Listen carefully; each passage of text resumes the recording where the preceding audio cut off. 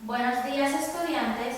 La clase de hoy la vamos a centrar más que todo en lo que es la historia de la psicología. Primero que nada voy a pasar a lista para ver quiénes asistieron. Jennifer Barreto, Presente. Natalie Cogollo, Presente. Uberly Cuadro, Presente. Pedro Ramírez. No vino. Muy bien, entonces vamos a hacer la clase solo con nosotros. Bueno, vamos a empezar la temática con una pregunta que es fundamental. ¿Cómo piensan ustedes que surgió la psicología? Profe, yo escuché y estuve estudiando un poco de que más o menos surgió por allá por el lado de Grecia con algún filósofo. No sé si estoy en lo cierto o estoy equivocado. Bueno, ciertamente la filosofía y las corrientes filosóficas aportaron las bases teóricas para crear muchas de las escuelas o enfoques psicológicos, por decirlo así, que se conocen hoy día. ¿Alguno de ustedes tiene idea de cómo estas corrientes influenciaron en lo que es la psicología hoy? Sí, profe, yo escuché sobre todo unas corrientes filosóficas como el mecanicismo, el empirismo, el asocialismo. Esas corrientes más que todo influenciaron mucho en teorías psicológicas. Ejemplo, en el mecanicismo influyó mucho en las teorías del conductismo y el empirismo en la psicología experimental. Profe, pero yo escuché que había surgido en Alemania por allí, por el siglo XIX más o menos. Natalie, lo que ocurre en Alemania es que en 1879 se crea el primer laboratorio enfocado específicamente en la investigación científica de la psicología. Esto lo que hace es que surja la psicología moderna como tal. Quien creó este laboratorio fue Wilhelm Wundt, quien combinó sus intereses por la fisiología y los intereses que tenía por la psicología y trató de darle como un enfoque más experimental a lo que era la psicología. ¿Alguna de ustedes tiene idea de cómo influencia la fisiología, cuál es la importancia que tiene esta en el desarrollo de la psicología y en cómo la conocemos hoy día? Profe, yo pienso que la fisiología influye mucho en la psicología, ya que esta permite hacer una relación entre la mente y el cuerpo. Por ejemplo, los primeros procesos de extirpación y de estimulación eléctrica que se realizaron en el cerebro permitieron relacionar una parte específica del cerebro con una respuesta específica en el comportamiento. Muy bien, Natalie, es correcto lo que dices. Sin embargo, cabe destacar que la fisiología también aportó al estudio de la conducta humana cierto carácter científico que sería importante para que hoy sea conocida la psicología como una ciencia. Esto también está relacionado con, como mencioné antes, la creación del primer laboratorio. Algo que quiero complementar con lo que dijiste es que gracias a la fisiología también las personas abrieron la mente y se interesaron por otros temas por los que no se habían interesado antes, como es la frenología, que hizo que las personas se comenzaran a preguntar cómo se relacionaban las estructuras cerebrales con la conducta y qué función tenía cada una de estas.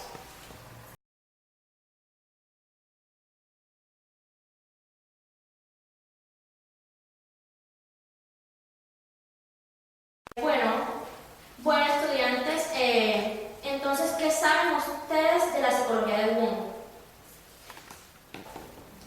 Profe, Wundt más que todo estudiaba la conciencia humana y él propone una escuela llamada voluntarismo. Esta escuela decía era que teníamos capacidad de decidir lo que queríamos hacer. También Wundt nos hablaba algo de la experiencia consciente. La experiencia consciente era conformada por las sensaciones y los sentimientos. También cabe destacar el método de la introspección, que era una técnica de autorreporte de todas esas sensaciones y pensamientos del sujeto mismo. Entonces, Entonces, aunque a partir de Wundt es que la psicología es reconocida como una ciencia, también surgieron varios retractores, por decirlo así, que no estaban de acuerdo con las concepciones y el contenido teórico de lo que para Wundt era la psicología. Esta fue más que todo criticada, por decirlo así, porque carecía de carácter científico que debería tener una ciencia. También está justificado ya que Wundt mencionaba de que había algunas experiencias o algunos fenómenos que no se podían investigar, no se podían estudiar a través de la investigación y de experimentos. ¿Algunos de ustedes saben cuáles fueron estos retractores o tienen alguna idea? Profe, sí, yo escuché y estaba estudiando y decían de que un discípulo de Wundt, que es llamado Tishner, él viajó a Estados Unidos y se puede decir que creó una nueva corriente que era el estructuralismo. El estructuralismo describía las funciones, las unidades que componen las estructuras mentales y modificó gran parte de lo que decía Wundt, dándole un poco de carácter más científico y riguroso. Además contribuyó en los métodos de investigación como fue la observación, la experimentación y la medición. Tishner también dividía la conciencia en 3 dimensiones distintas, que eran las imágenes, las sensaciones físicas y los sentimientos.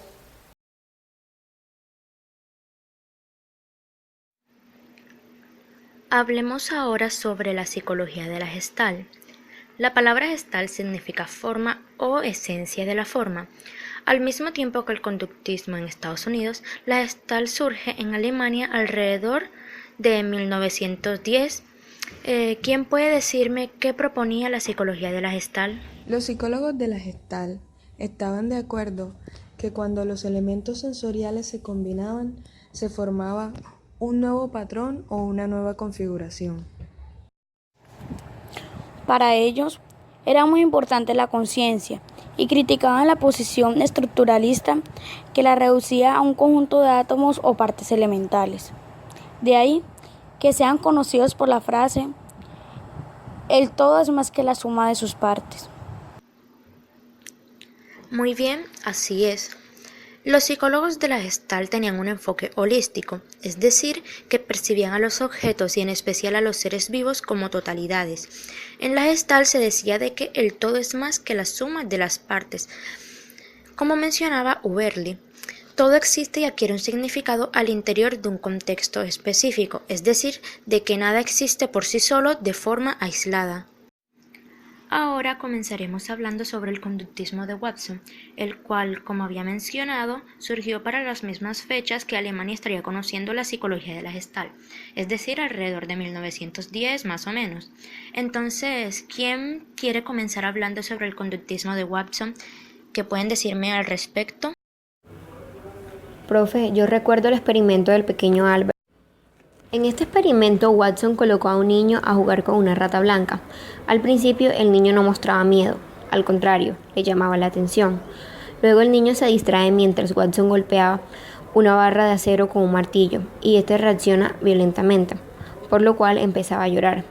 Una vez que el golpe del martillo está emparejado con estímulos anteriormente neutros, o sea, la rata blanca, este estímulo comienza a producir una respuesta de miedo. Muy bien, Jennifer. Con este experimento, Watson concluyó que los miedos, las ansiedades y las fobias de los adultos son respuestas emocionales condicionadas que se establecen en la infancia. Ahora, ¿quién me dice con base en qué teórico Watson decidió realizar este tipo de experimentos? Fue con base en los aportes de Pavlov sobre el condicionamiento clásico, el cual ya deben haber tocado en su clase de aprendizaje. Profe, Skinner era de la segunda generación. Así es, Jennifer. Este conductismo de segunda generación surge alrededor de los años 30 aproximadamente y culmina aproximadamente por los años 60. y Burrhus Frederick Skinner fue uno de sus principales representantes. Él aportó mucho el conductismo, se interesó por la aplicación práctica de la psicología e introdujo conceptos que ahora son muy conocidos, tales como condicionamiento operante, el cual es un tipo de aprendizaje en el cual las conductas son emitidas en presencia de ciertos estímulos para obtener recompensas o evitar castigos. ¿Alguna conoce alguno de sus experimentos? Claro, el más popular es la caja de Skinner, que era un mecanismo que tenía la intención de conocer el aprendizaje y las reacciones animales. Profe, en ese experimento se puede observar que utilizaron tecnologías para la experimentación con animales. Además, Hull creó leyes científicas de comportamiento para comprender el aprendizaje y la motivación, y creó sus teorías a través del método hipotético deductivo. Esto surge de la necesidad de que la psicología sea considerada como una ciencia. Muy buenos aportes, se nota que han estado estudiando. Pero también es bueno mencionar de que Skinner fue criticado por su extremo positivismo y porque algunos teóricos planteaban de que el refuerzo no era tan omnipotente como él lo proponía. Sí, claro, Natalie. La tercera generación es lo que conocemos como neoconductismo. Esta surge alrededor de los años 60 en un retorno a la consideración de los procesos cognitivos, manteniendo un enfoque en la observación de la conducta manifiesta. ¿Quién me puede decir quiénes fueron los principales exponentes del neoconductismo? Yo estuve leyendo un poco acerca del neoconductismo y decía que sus principales exponentes eran Bandura y Rotter. Muy bien. ¿Alguien leyó acerca de ellos? Profe, yo. Según lo que leí, la teoría de Bandura era muy similar a la de Skinner. Según lo que leí, decía que la teoría de Bandura era menos extrema que la de Skinner. Así es, Jennifer. Esto es uno de los puntos que diferenciaban las concepciones de ambos teóricos. Disculpe, profe. Además, también vale resaltar que este hizo hincapié en la importancia de recompensas o refuerzos en la adquisición y la modificación del comportamiento. Excelente, Natalie. Bandura decía que todos los individuos pueden aprender prácticamente todos los tipos de comportamiento sin experimentar un refuerzo directo. Me explico mejor desde el aprendizaje vicario. En él decía que el aprendizaje puede ocurrir mediante la observación del comportamiento de otras personas y las consecuencias de su comportamiento, en lugar de experimentar un refuerzo personal. Sí, profe. Recuerdo en lo que leí que somos mucho más propensos a moldear nuestro comportamiento al observar una persona del mismo sexo y edad. ¿Eso sí es correcto? Sí, Uberly, es correcto.